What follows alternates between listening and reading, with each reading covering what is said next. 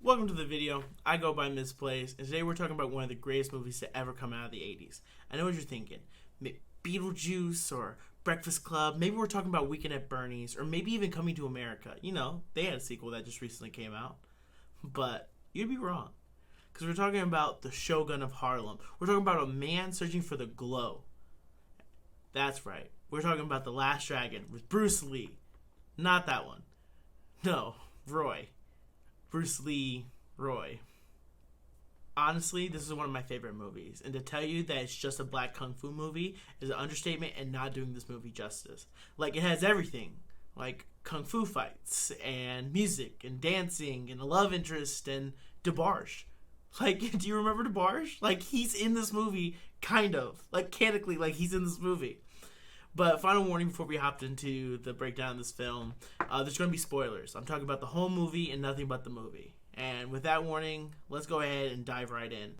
We start this movie like any other classic 80s movie with a classic music montage training, right? Sweat pumping, jerry curl dripping, all right? And Leroy is basically beating the crap out of these training dummies. And then, out of nowhere, the master, who we presume is the master, starts shooting arrows across the room. And Leroy, like a badass, cuts him in half with nothing but his hands. And we're like, whoa, that's kind of cool. And as an audience, you're not really explained what he's doing at this point. You're kind of like in the moment. We go on this journey, as he's like shooting these arrows, all of a sudden Leroy catches one. You're like, oh man, instead of like destroying, he knows how to catch them. The master walks over after he catches his arrow and starts yelling at him like a teacher. Is like, show your work. How the fuck did you know it was this arrow? How did you know? Right? And like the shitty student Bruce Leroy is... I do not know, master. You do not know? Huh? Huh? He doesn't know, right? And so the master does the only logical thing. Rips the patch off his chest and explains that because like he knew without knowing, which feels kind of bullshit and fortune cookie, he is now on his final journey to achieve the glow. Like, the circle has repeated, and he was on The Last Dragon, which, roll credits, that's the name of the film. Leroy protests and says, I need more time, I need more training, and then the master goes full Dumbledore on him, and just, you know. I am no longer your master. This is the same energy as Dumbledore is like, Harry Potter, did you put your name in the goblet of fire? Like, it's so angry for no reason. And then he goes back to smiling. We don't understand these mood swings that are happening, but they happen. Out of this whole groveling and explaining that he needs a new master, like this master can no longer do anything, we are given another fire 80s music montage. Right? And this is like the first of many in this movie. This movie really was like, hey, we spent all this money on music and vanity. Spoiler alert, vanity's in the movie. And we are going to get our money's worth.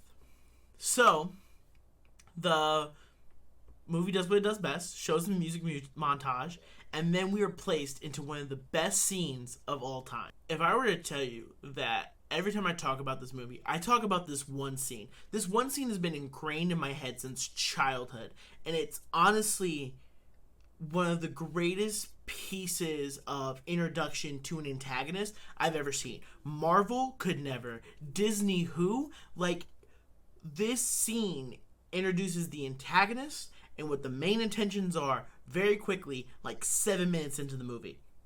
We are in a movie theater, and it is like Bruce Lee film on the projector, right? And it is something that we can only like describe as like a shitty movie theater where everyone's laughing, heckling, cheering on Bruce Lee, right? And then all of a sudden a boombox breaks out and like people start just breakdancing in the middle of the movie theater for some reason. And at one point there's this head honcho that syncs up to Bruce Lee in the movie and breaks the boombox, right? And everyone's cheering, right? Like, it's just, he destroys the music and it's like, we're watching a movie respectfully. And then everyone goes back to heckling Bruce Lee again. Like, I don't know what's going on there.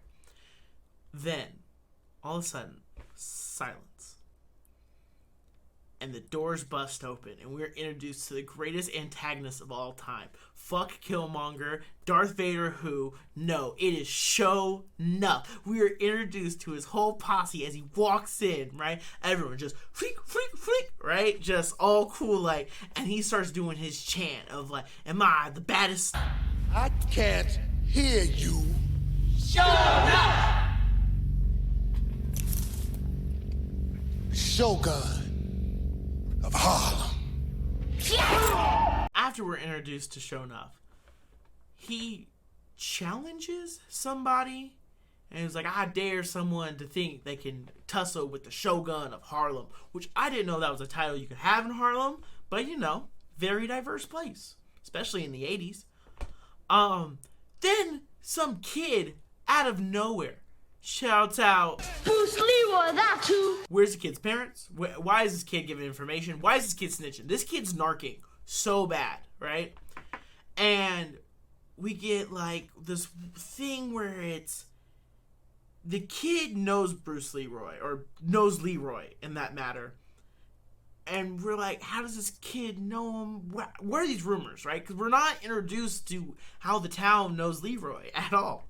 And we're never really given a clear answer. Sho'nuff grabs the kid and goes, where is this Leroy? Where's this Bruce Leroy? And points to the only motherfucker wearing a rice hat in the movie theater. Sho'nuff proceeds to walk up to said Bruce Leroy and then starts doing these air punches, talking about, oh, I've been hearing your name all around town about how this Bruce Leroy is the shit and he can beat the Shogun of Harlem. He catches bullets with his teeth and then laughs and then goes to the rest of the audience with his teeth. Like, where? You just heard about him from this little kid. If you don't remember, here's the clip. Bruce Leroy, that too. You just heard of him. And now you're making up rumors that he can catch bullets with his teeth. Anyway, Leroy gives him some, like, way to find calm and peace and whatnot, like mumbo jumbo.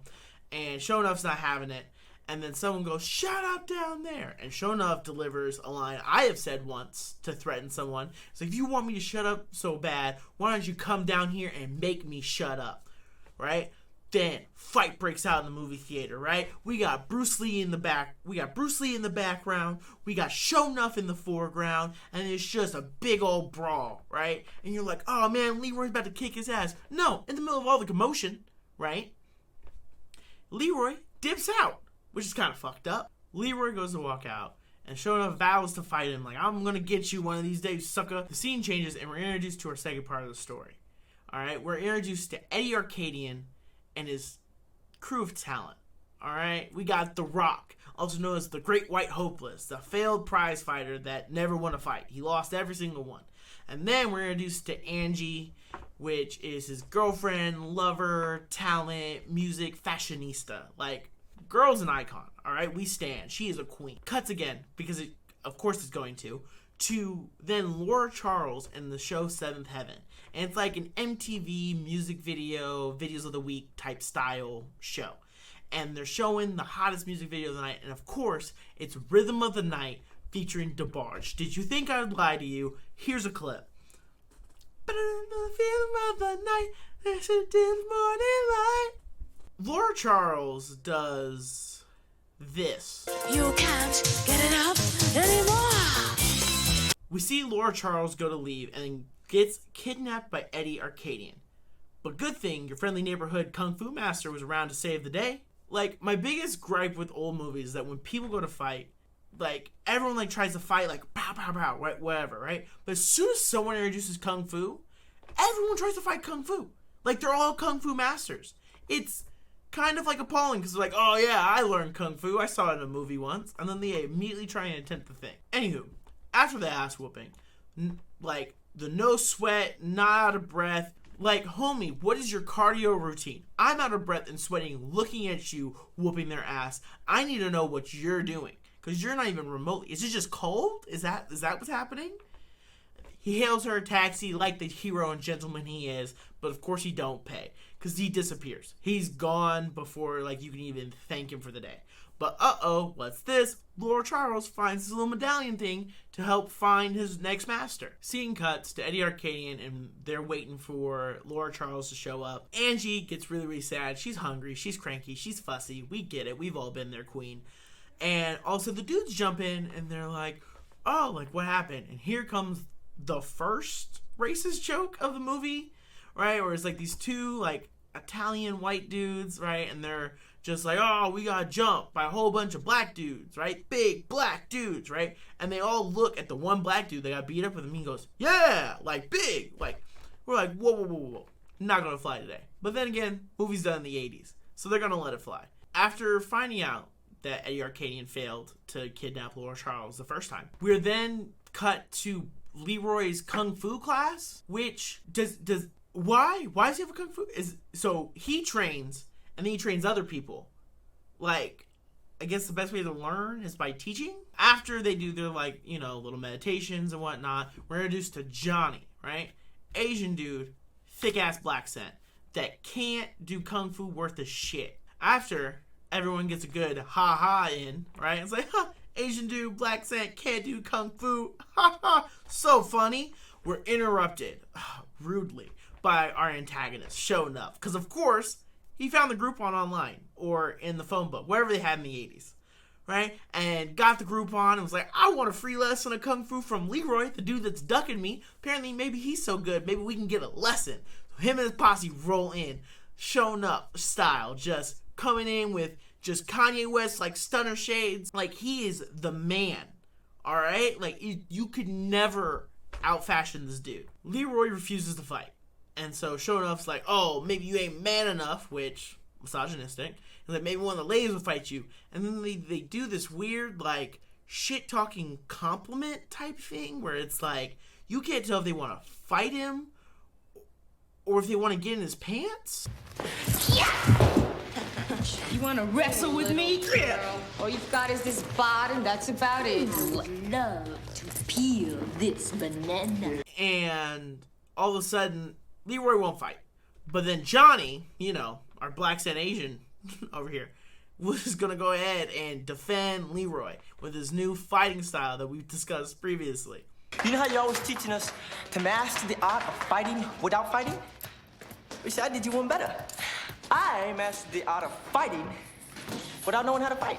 And let me tell you, say what you want, best burn of the whole movie is the one line that's given to Show Enough by Johnny. How about you? String bean Rick James looking fool. Quickly, after talking shit and then trying to do the art of fighting without knowing how to fight, he gets himself captured by Beast and forces Leroy into an embarrassing situation where he must, quote-unquote, kiss my Converse.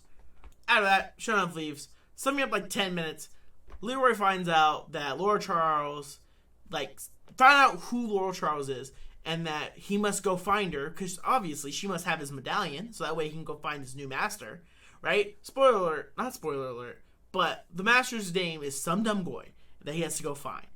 And he can't find him because he has his medallion, and that's how he knows he's actually legitimate and is going to get actual recognition from this dude. So once he goes to ask her about this, of course, Lord Charles gets kidnapped successfully at this time.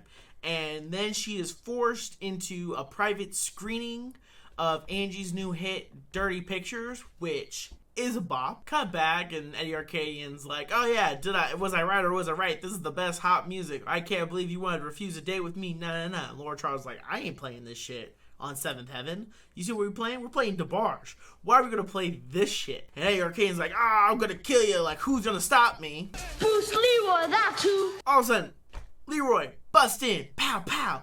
Eddie Gangs basically throws this fight. It's a 1 versus 10 people. And they all line up in line like he's Bruce Lee, right? And so giving him the easy one-on-ones, just easy one taps, just pow, pow, pow, right? Wah, pow, pow, right? Just easily throwing. And then saves Laura Charles, brings her back to our apartment, and like she's like full on hitting on him. And he is way too into his anime to even like realize. Like he is like just weeping out. Like he just wants his medallion, go talk to some dumb boy. Right, once he gets his medallion, he just duck, dips, and dodges, and his out of there. Skipping ahead a little bit more, like, we find some Montage, because of course now he has his medallion, he has to go find some Num Goy. And we get another Rice Hat music montage, where he is the only person in New York City with a rice hat on, looking for some guy named Some Dum Goy. And of course, we get introduced to the 3 guards of Some Dum Goy doing some breakdancing to another fire-ass song. Dudes basically don't let him in. He's not cool enough to vibe with them, alright? Asian dude in a black accent mocks Asian accent. Do with that with what you will.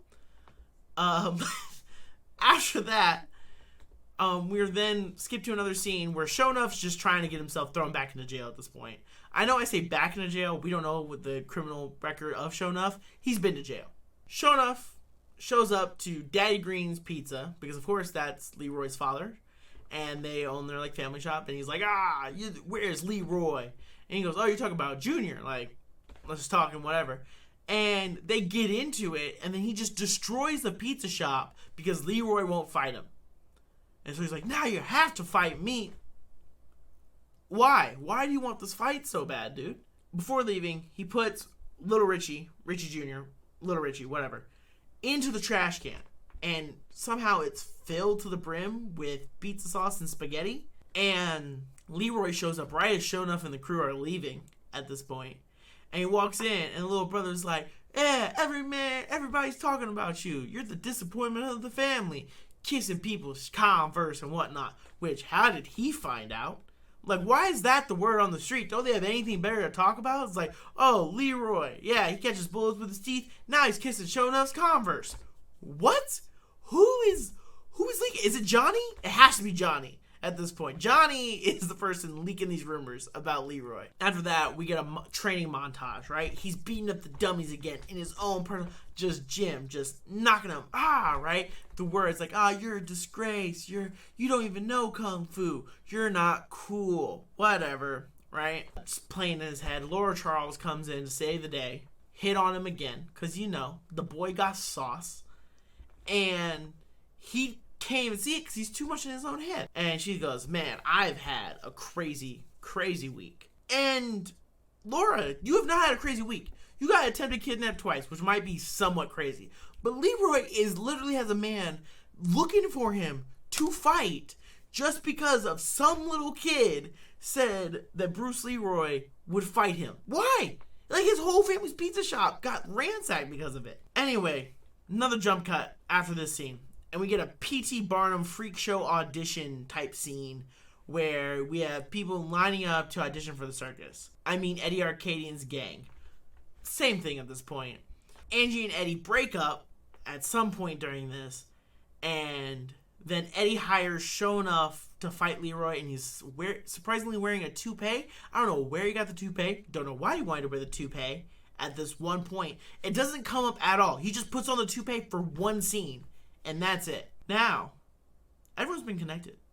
The whole story is getting wrapped up into a cute little bow, right? Laurel Charles, Richie Jr. gets kidnapped, all while Leroy is trying to infiltrate the headquarters of Some Dum Goy, because, that's his mission. That's what he needs to do. And he, dresses up. He's trying to, learn how to speak the speak. What it look like? Hey, my man, what it look like? Out of all this, we are then taught the most important lesson of the entire movie. Don't ever tell girls anything. Whoever you're dating, married to, don't tell them anything you're doing. Because as soon as y'all break up, they go snitching, running their mouths, right? Can't trust nobody in these streets. Tell Mr. Leroy that he better stay away from 7th Heaven. After Leroy finds out that Some Dum Goy isn't a guy, but rather a computer, he goes and confronts his ex-master, and Master Yoda hits him with the most cryptic shit of all time. Here, it contains everything you need to find your way to the Golden Glow.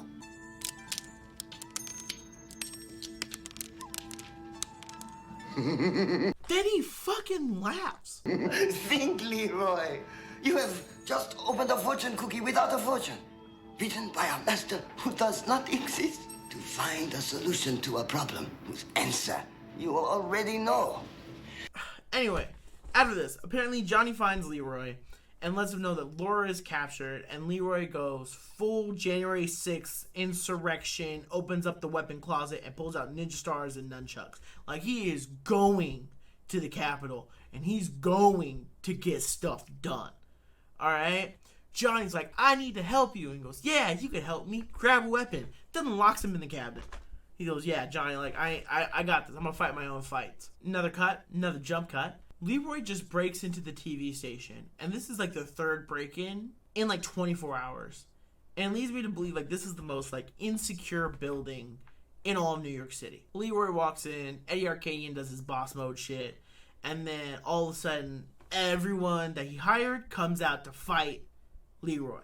And right when it's looking grim, right? Because it's P.T. Barnum's freak show of thugs, right? Like, oh no, Leroy's gonna die. Guess who comes in to save the day? Johnny. Because his little brother, like, found the key, unlocked the lock. They bring the whole kung fu class in, and they just start whooping ass, taking names. At this point, Leroy dips off again. Alright?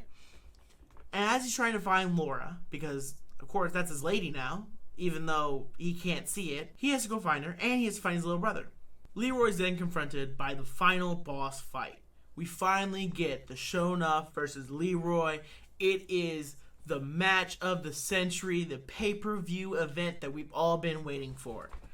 Alright? Starts off as a fair fight. Very fair fight. Sho'nuff, Leroy, pow, pow, pow, pow, pow, pow. Exchanging blows, right? Exchanging kicks. They're doing everything. Leroy gets the upper hand. Boom! Knocks out Sho'nuff, right? Sho'nuff had enough, right? And then he looks back. Of course, Sho'nuff supernatural, right? We should have known this. This man, of course he has powers. He got it. See Sho'nuff again. Sho'nuff got the glow. Like, Sho'nuff really is the Shogun of Harlem. He has achieved the final glow. So he starts beating the shit out of Leroy, and Leroy's dead. They're like, ah, man, Leroy ain't it. Like, he ain't the one. Right? He doesn't want it that bad. Sho'nuff wants it way worse. And then all of a sudden, Sho'nuff gets into some narcissistic Kanye shit. We start to drown him and goes, ah, am I the baddest? Brrr. Am I the prettiest? Brrr. It's at this point where it's like you're going through another 80s montage, and you get the 6 songs to talk about gotta find the glow in to get in the glow, in the glow, in, got the glow. And all of a sudden, Leroy, just his health bar goes full health, not even sweating, and just goes, ha, I am the master. And then just starts beating the shit out of Sho'nuff, and he got the glow. And then Sho'nuff's glow starts like twitching, because apparently it's on some fake shit. It's not a real glow. Maybe it's just steroids. Beats up Sho'nuff, knocks him out. Done with him. Goes to get Laura. And Eddie Arcadian's like, good show, but yen's for you, Leroy. Pulls out a gun, shoots him, and like you're like, fuck, right? Like all this fighting just for it to end for Leroy getting shot. Unless Catching bullets with his teeth. Catches bullets with his teeth.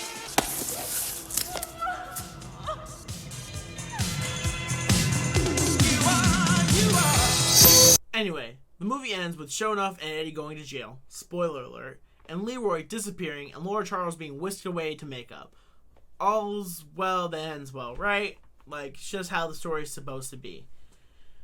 Well, we're cut to another scene where they're having the dance party, the 7th Heaven. Everyone's in white, just dancing to the kung fu scene that Laura set up earlier for him.